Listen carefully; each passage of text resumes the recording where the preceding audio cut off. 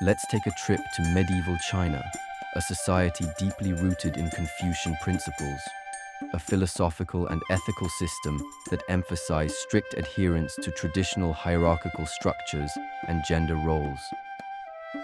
During this era, the prescribed roles for women were primarily confined to the domestic sphere, where they were expected to maintain the household and bear children.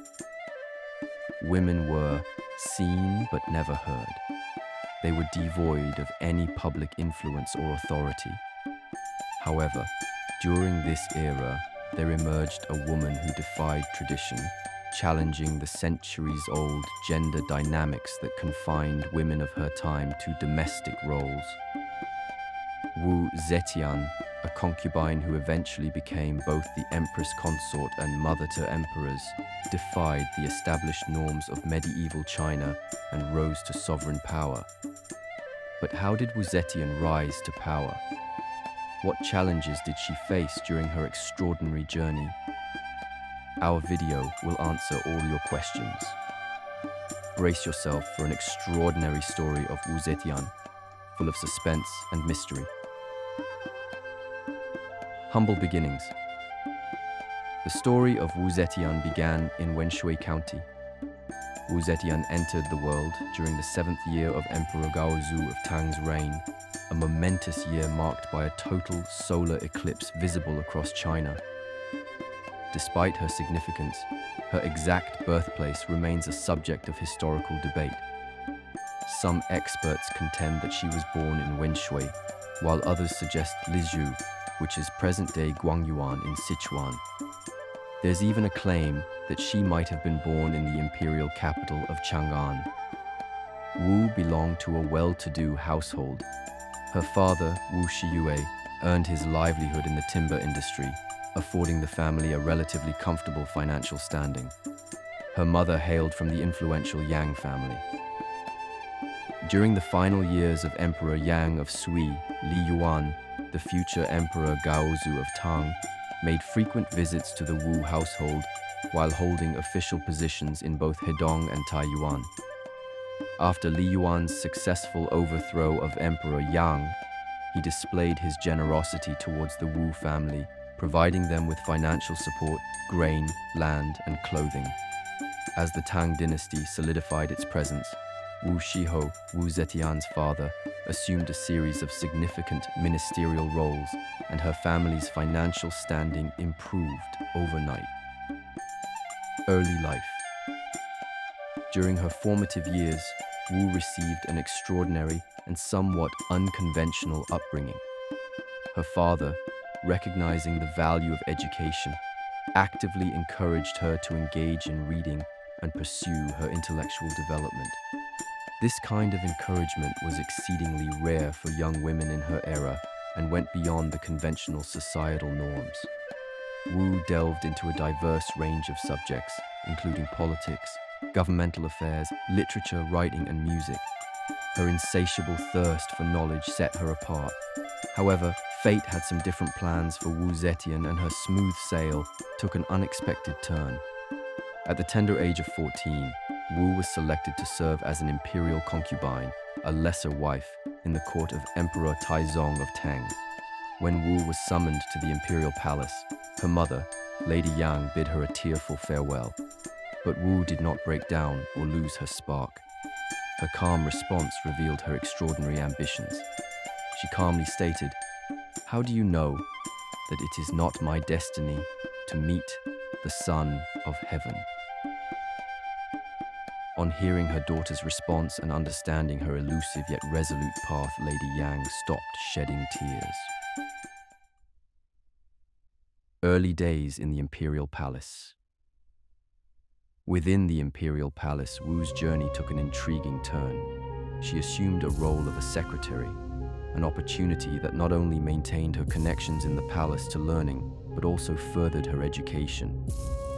It's worth noting that she was bestowed with the title of Kairen, a distinguished position that held the rank of the 5th within the Tang Dynasty's intricate 9-rank system, an order that encompassed imperial officials, nobility, and consorts. This pivotal period of her life both academically enriching and socially significant, laid the groundwork for her extraordinary path to come. Consort Wu's position at the Tang court under Emperor Taizong was marked by a lack of apparent favoritism, despite a period of physical intimacy between them. According to her own account, she once displayed remarkable courage, recounting an incident where she offered a bold solution to the challenge of taming the unruly lion stallion, one of Taizong's powerful horses. She suggested using an iron whip, an iron hammer, and a sharp dagger to subdue the steed. Her fearless proposal earned praise from Emperor Taizong, a testament to her audacity. Following Taizong's passing in 649, his youngest son, Li Ji, ascended to the throne as Emperor Gaozong. Lore has it, Li Ji had previously engaged in a romantic liaison with Wu while Taizong was still alive. Emperor Taizong, who had 14 sons, did not have any children with consort Wu, in contrast to his beloved Empress Jiangsun, who bore him 3 sons. Consequently, in accordance with the customary practice, which dictated that consorts of deceased emperors who had not borne children were to be confined to a monastic institution upon the emperor's death, Wu was sent to Ganya Temple with the expectation that she would live out her life as a Buddhist nun. However, Wu defied convention and chose an unconventional path. But how did she return to the imperial court? Did she break the customs, or did she change them? Fate gave Wu Zetian another opportunity when Emperor Gaozong succeeded Emperor Taizong. On the anniversary of Emperor Taizong's passing, his successor, Emperor Gaozong, undertook a somber visit to the temple for an incense offering ritual. It was on this occasion that he came face to face with Wu, the widow of the late emperor. Both Emperor Gaozong and Wu found themselves overwhelmed by grief for the departed Taizong, shedding tears together in his memory. From their first encounter within the hallowed halls of the imperial court, Emperor Gaozong had been captivated by Wu's remarkable beauty. Following his father's passing, he began making frequent visits to the temple in the hope of encountering the widowed Lady Wu once again. Wu, keenly aware of the young emperor's character and vulnerabilities, sought to provoke him into taking her back to the imperial court. With an air of defiance, Wu remarked to the emperor, "Even though you are the son of heaven, you can't do anything about it," alluding to her confinement within the temple. In response, the resolute Emperor Gaozong declared, "Oh, can't I? I can do anything I wish." This exchange marked the beginning of a pivotal chapter in the story of Wu Zetian's rise to power. Li Shi, intrigued by her newfound beauty, intelligence, and charm, decided to reinstate her as his concubine, altering the course of her life once again, and this way, Wu once again entered the imperial court. Rise to power. It is interesting to notice how, within no time, consort Wu, who had just stepped, was already planning to rise to power. By early 650, consort Wu had risen to the rank of Emperor Gaozong's concubine, holding the prestigious title of Zhao Yi, the highest among the 9 concubines in the second rank. Her ascent in the imperial court was swift and remarkable. However, Wu was not satisfied with her ranks. She continued to climb the ranks, eventually achieving the status of Huanghu, the empress consort, the most esteemed position attainable by a woman in the empire.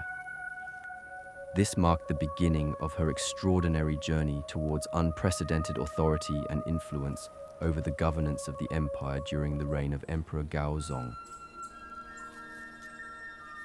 In the early years of his rule, Emperor Gaozong ascended to the throne at the age of 21. Although his reign was not the first choice due to his perceived inexperience and persistent health issues that brought spells of dizziness. He inherited the imperial position primarily because his 2 elder brothers had fallen into disgrace. A poignant moment in the unfolding narrative occurred during a visit to the Ganya Temple on the anniversary of Emperor Taizong's death. There, Emperor Gaozong and consort Wu Then a lady-in-waiting shared a heartfelt encounter witnessed by Empress Wang, who, at that time, was not in the emperor's favor. During this period, Emperor Gaozong favored consort Xiao over Empress Wang. Empress Wang, who lacked children, endeavored to divert the emperor's attention from Xiao by introducing Wu to the palace. Wu soon rose to prominence, displacing Xiao as Emperor Gaozong's favorite. In 652, she gave birth to her first son, Li Hong, followed by another son, Li Xian, in 653.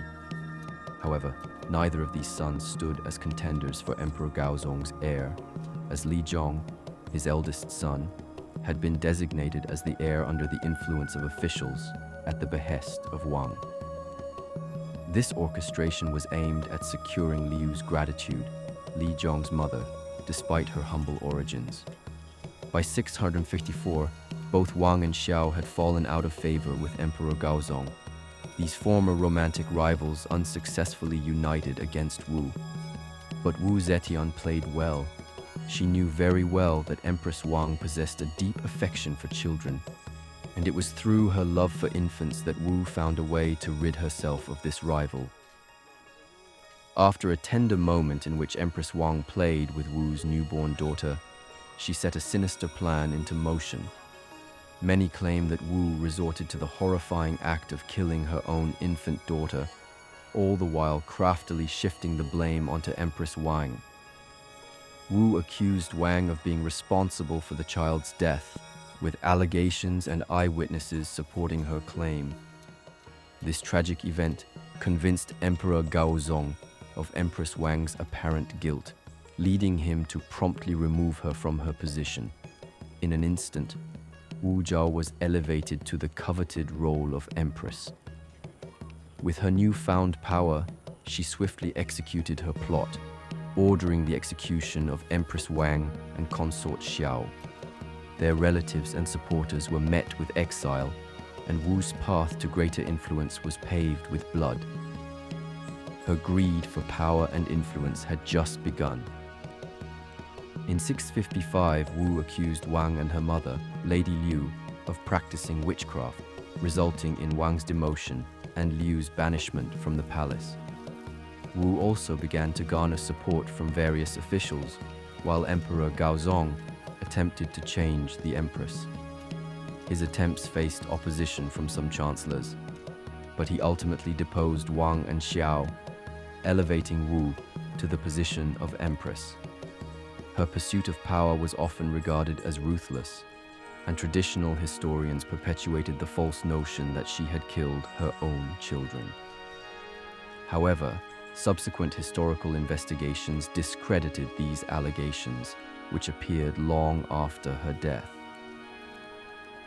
These rumors seem to have been a product of the ancient Chinese belief that women were unsuited to hold imperial power. The cause of death of her first two children remains a subject of uncertainty. The ascent of Empress Wu to power marked a pivotal turning point in the history of the Tang Dynasty. Imperial dreams. Finally, Empress Wu and her long-cherished ambition to hold imperial power came true. She skillfully advanced towards her aspirations while strategically assisting Emperor Gaozong in state governance.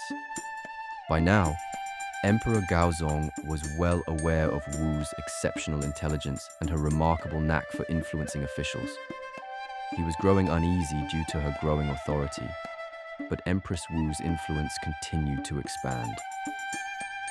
In 656, when Gaozong designated Li Hong as the crown prince, Wu's power further grew, as she now held the position of the mother of a future emperor. She implemented an informer system and appointed ruthless officials to eliminate any opposition to her authority. These officials resorted to extensive torture, subjecting numerous high-ranking ministers and aristocrats to Wu's ruthless crackdown on perceived adversaries. Wu also launched a concerted effort to eliminate her political rivals, ousting them from office, exiling them, and even ordering their execution. One of her prominent political opponents, Zhang Sun Wuji, was driven to take his own life in 659. In the following year, Emperor Gaozong suffered a debilitating stroke that left him blind, forcing him to delegate all state affairs to Empress Wu. Consequently, Wu became the de facto ruler of the empire for the ensuing 23 years. Reign of Empress Wu. Empress Wu's reign marked a period of considerable authority, marked by her astute maneuvering within the imperial court and her strategic suppression of potential challenges to her power. In a twist and turn of events, Emperor Gaozong passed away. His passing in 683 marked a significant transition for Wu Zetian. There were speculations and debates over who would assume authority after Emperor Gaozong.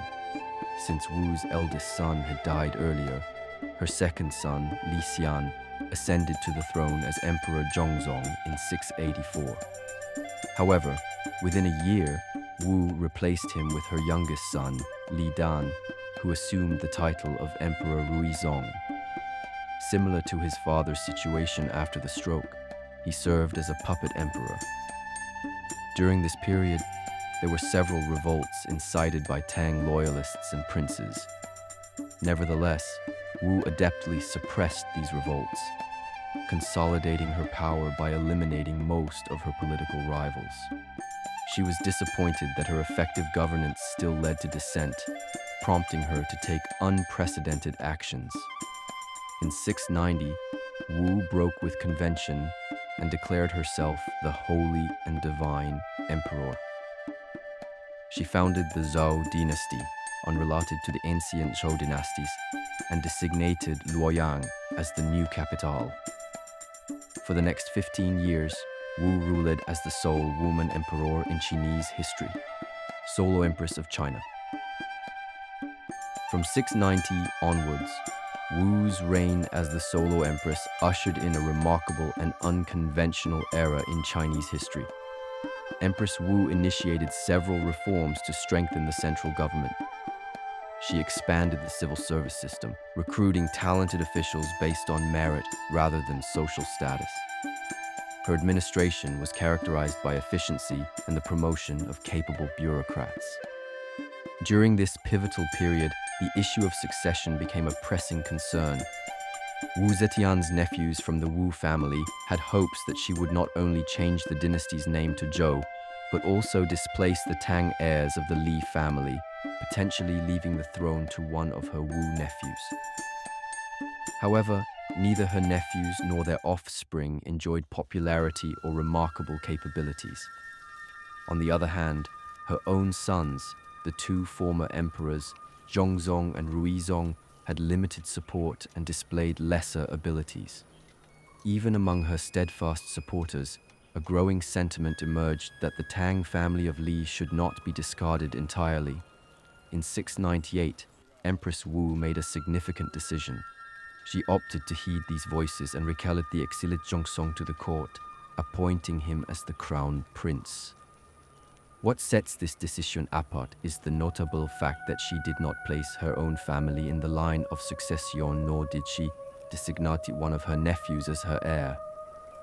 Empress Wu's decision showcased her exceptional qualities. Her motivation did not appear to revolve around advancing her own family's interests. Instead, her determination seemed singularly focused on retaining her hold on power until the very end. Empress Wu undertook successful military campaigns to expand China's territory. She extended her rule to regions in the south and west, consolidating the empire's borders and bringing new territories under Tang rule. Under her rule, considerable efforts were made to improve and expand infrastructure, including the construction of roads, canals, and other public works. This contributed to economic development and eased transportation and communication within the empire. Empress Wu was a patron of Buddhism and promoted the religion during her reign. She sponsored the construction of Buddhist temples and monasteries and actively supported Buddhist scholarship. Her rule was marked by strict censorship and surveillance, with informer systems in place to monitor and control dissent. This allowed her to suppress opposition and maintain tight control over the empire. Her reign also witnessed cultural and artistic achievements, including advancements in Chinese poetry and the flourishing of Tang culture. Despite her numerous accomplishments, Wu's reign was far from tranquil. Her path to power, characterized by ruthless tactics and manipulation, alienated numerous figures within the imperial court. This discordance in the court eventually boiled over into rebellions and uprisings against her rule. Moreover, her audacious decision to declare herself emperor was a striking departure from tradition and ignited intense criticism and opposition from various quarters. Wu's administration, while marked by effective governance and significant achievements, was also marred by controversy and dissent, reflecting the complexities of her rule. Her legacy remains a subject of historical intrigue and debate. End of reign and death. In the autumn of 704, accusations of corruption surfaced, targeting her favorite advisors, Zhang Yixi and Zhang Changsong, along with their siblings. As a response, Zhang Tongxiu and Zhang Changyi were demoted. However, despite recommendations by officials Li Chengjia and Huan Yanfan to remove Zhang Yixi and Zhang Changzong as well, Empress Wu, following the counsel of Chancellor Yang Zixi, chose not to take such action. Subsequently, the charges of corruption against Zhang Yixi and Zhang Changzong were revived, this time by Chancellor Wei Anxi. The situation reflected the intricate dynamics of the imperial court during this period of history. In the winter of 704, Wu Zetian's health took a serious turn, and during this period, only the Zhang brothers were permitted to visit her, with the chancellors being denied access. This situation sparked speculation that Zhang Yixi and Zhang Changzong might be conspiring to seize the throne, leading to repeated accusations of treason. As Empress Wu's condition showed signs of improvement, Cui Xuanwei proposed that only Li Xian and Li Dan, her sons, should be allowed to attend to her. However, Wu did not act upon this suggestion as well. Subsequently, further accusations of treason were made against the Zhang brothers, this time by Huan and Song Jing. In response, Wu allowed Song to initiate an investigation. However, before the investigation could be completed, she issued a pardon for Zhang Yixi, effectively obstructing Song's efforts to scrutinize the matter. By spring 705, Wu Zetian's health had once again deteriorated significantly. A group of conspirators, including Zhang Jianji, Jing Hui, and Yuan Shuji, hatched a plan to stage a coup aimed at eliminating the Zhang brothers. They managed to enlist the support of generals Li Duozuo, Li Dan, Yang Yuanyan, and another chancellor, Yao Yuanji. Additionally, Li Xian, one of Wu's sons, consented to their plan. On the fateful day of February 20th, the conspirators executed their plan. They put an end to the lives of Zhang Yixi and Zhang Changzong and surrounded Changsheng Hall, where Wu was residing. Subsequently, they reported to Wu that the Zhang brothers had been put to death for their alleged treason and compelled her to abdicate the throne in favor of Li Xian. On February 24th, an edict was issued in Wu's name, appointing Li Xian as regent. The following day, on February 22, Wu issued another edict in her name, formally passing the throne to Li Xian. On February 23, Li Xin was officially restored to the throne, and Wu was moved, under heavy guard, to the subsidiary palace known as Shangying Palace. Although Wu was still afforded the title of Empress Regent Zetian Dasheng, the transition marked the end of the Zhou dynasty. On March 3rd, the Tang dynasty was reinstated, restoring the traditional order of rule. On the 16th of December 705, Wu's remarkable yet tumultuous journey came to its end.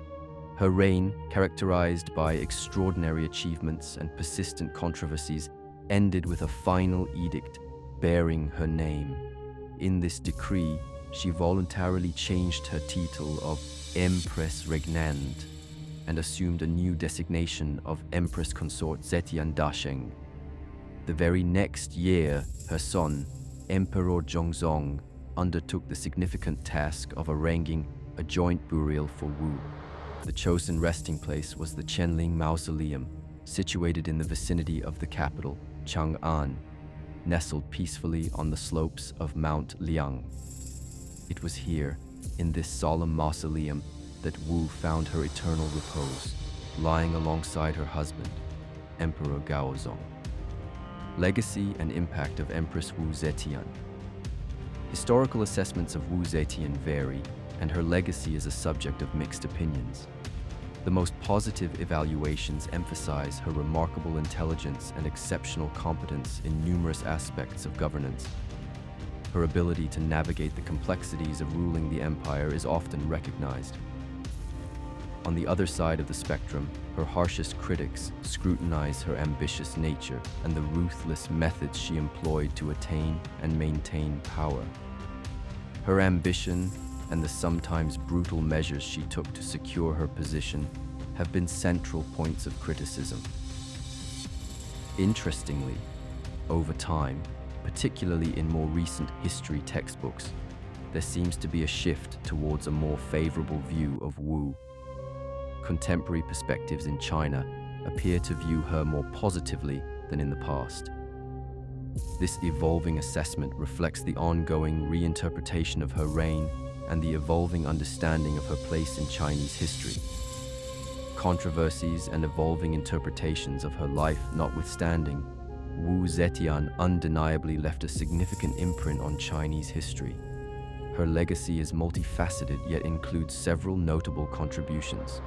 Foremost among her achievements is the substantial improvement of the civil service system and the expansion of the pool of talented individuals available to serve the imperial government.